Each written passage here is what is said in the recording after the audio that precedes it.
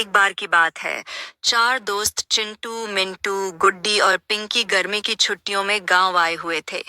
एक दिन खेलते खेलते उन्हें एक पुराना नक्शा मिला, जिस पर लिखा था, जहां पेड़ खुद बोलते हैं और दीवारें गूंजती हैं, वहीं छुपा है खजाना। नक्शे को देखकर बच्चों को समझ आया कि ये पुरानी भूतिया हवेली की बात हो रही है, जो गांव के बाहर जंगल के किनारे खड़ी थी। गांव में कहा जाता था कि उस हवेली में भूत रहते हैं, लेकिन ये बच्चे तो बड़े बहादुर थे। वे अगले दिन सुबह ही अपने अपने बैग में टॉर्च, रस्सी, लड्डू और नक्शा लेकर निकल पड़े। हवेली में प्रवेश। हवेली बहुत ही डरावनी लग रही थी। टूटी दीवारें, झूलते दरवाजे और हर तरफ मकड़ी के जाले। जैसे ही वे अंदर गए, दरवाजा खटाक से बंद हो गया। गुड्डी डर के मारे चिल्लाई, मम्मी! लेकिन चिंटू ने कहा, डरो मत, हम खजाने के इतने पास हैं। भूत की आवाज। अचानक एक अजीब सी आवाज आई, कौन है तुम लोग? बच्चों ने देखा, एक सफेद चादर में लिपटा भूत उनके सामने खड़ा था। लेकिन पिंकी समझ गई, ये तो नकली भूत है। वे जल्दी से चादर खींचते हैं और नीचे से निकला हरिया काका, जो गांव के पुराने चौकीदार थे। असल में हरिया काका हवेली की देखभाल करते थे और नकली भूत बनकर बच्चों और चोरों को डराते थे। खजाना कहाँ है? हरिया काका ने हंसते हुए कहा, अगर तुम सच में बहादुर हो तो चलो खजाने तक पहुंचते हैं। वे सब मिलकर हवेली की गुप्त सुरंग में गए, जो एक पुरानी अलमारी के पीछे छुपी थी। सुरंग के अंदर कई झूठे दरवाजे, पहेलियां और जाल थे। बच्चों ने मिलकर सब हल किया। अंत में क्या मिला? अंत में वे एक बड़े से कमरे में पहुंचे, जहां एक पुराना लोहे का संदूक रखा था। उसे खोलते ही मिला सोने के सिक्कों, हीरे और किताबों का खजाना।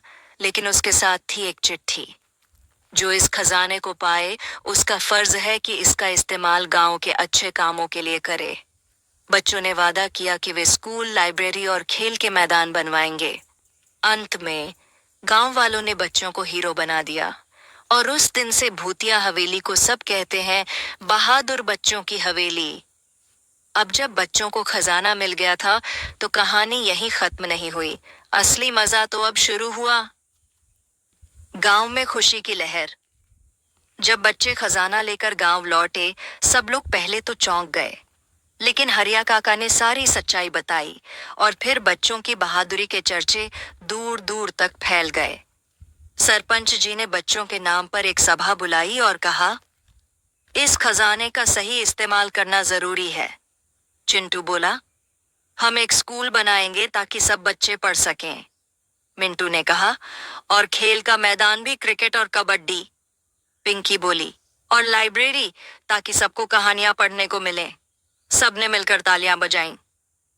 नई मुसीबत, लालची ठग का आना। लेकिन जब खजाने की खबर शहर पहुंची, तो एक लालची आदमी, बबलू सिंह नाम का ठग, गांव में आ पहुंचा। वह बोला, मैं सरकारी अधिकारी हूं, ये खजाना असली सरकार का है। वह झूठा कागज दिखाकर खजाना ले जाने की धमकी देने लगा। बच्चों को शक हुआ। गुड्डी ने चुपके से उसकी गाड़ी की तस्वीर खींच ली और इंटरनेट पर देखा। वह तो पहले से ही कई गांवों में चोरी करने वाला ठग था। प्लान बनता है। बच्चों ने हरिया काका और पुलिस अंकल से मिलकर एक प्लान बनाया।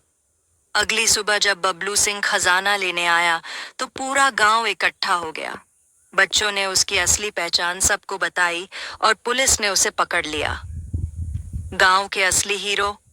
अब कोई खतरा नहीं था। बच्चों ने मिलकर स्कूल, लाइब्रेरी और पार्क बनवाया। हवेली को भी ठीक कराया गया। अब वह बच्चों की एडवेंचर क्लब बन गई, जहां वे नई खोज और कहानियां बनाते। और फिर एक दिन जब बच्चे हवेली की सफाई कर रहे थे, तो उन्हें एक और छुपा दरवाजा मिला, जो नीचे तहखाने की ओर जा रहा था। क्या होगा उस दरवाजे के पीछे? क्या खजाना असल में और भी बड़ा था? क्या वहां कोई असली भूत है?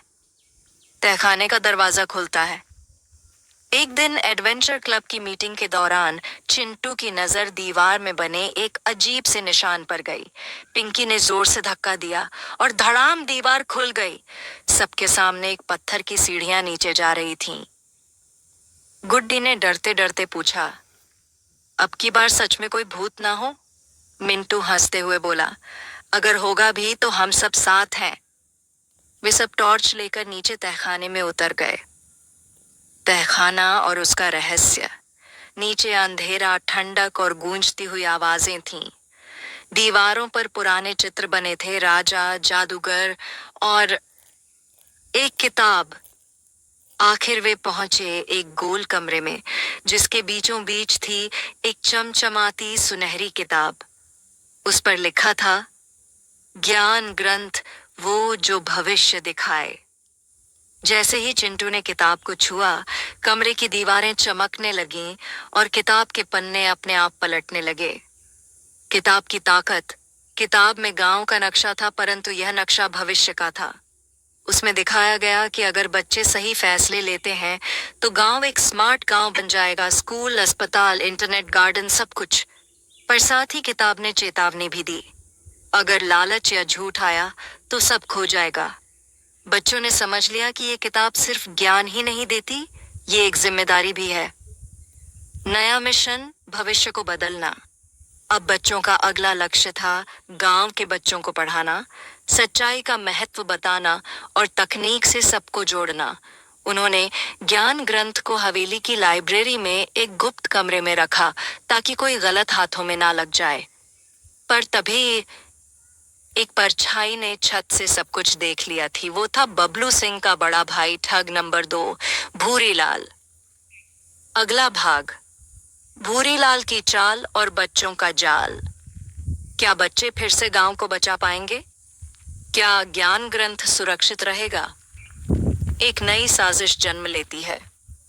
भूरीलाल, जो बबलू सिंह का बड़ा और ज्यादा चालाक भाई था, हवेली की छत से सब कुछ देख चुका था, खजाना, तहखाना और ज्ञान ग्रंथ।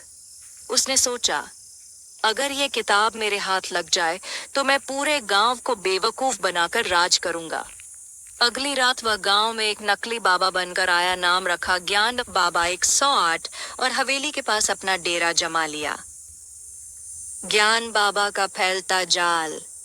भूरीलाल मतलब ज्ञान बाबा लोगों को झूठे सपने दिखाने लगा। जो मेरे पास आएगा उसका भविष्य चमकेगा, जो मेरे पैर छुएगा उसे खजाना मिलेगा। कुछ लोग धीरे धीरे उसकी बातों में आ गए। उसने बच्चों के क्लब को भी बदनाम करना शुरू कर दिया। बच्चों की प्लानिंग शुरू। चिंटू, मिंटू, गुड्डी और पिंकी ने देखा कि कुछ गांव वाले बाबा के झांसे में आ रहे हैं। उन्होंने तय किया, अब वक्त है बुद्धि से लड़ाई का। उन्होंने गांव में एक सच का मेला लगाया। वहां उन्होंने दिखाया कि ज्ञान ग्रंथ की बातें असली हैं। उन्होंने गांव के बच्चों को इंटरनेट चलाना सिखाया, खेती में नई तकनीक लाई और स्कूल में सभी को मुफ्त किताबें दी।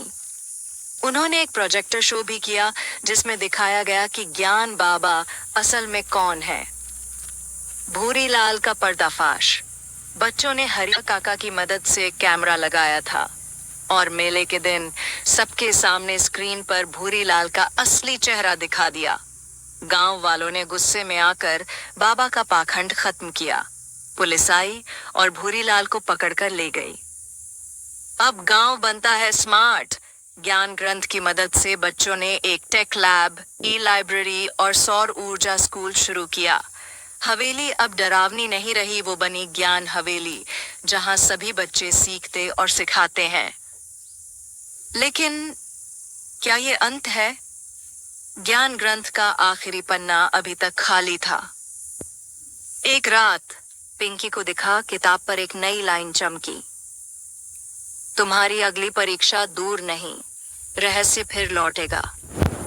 क्या कोई और खतरा आने वाला है?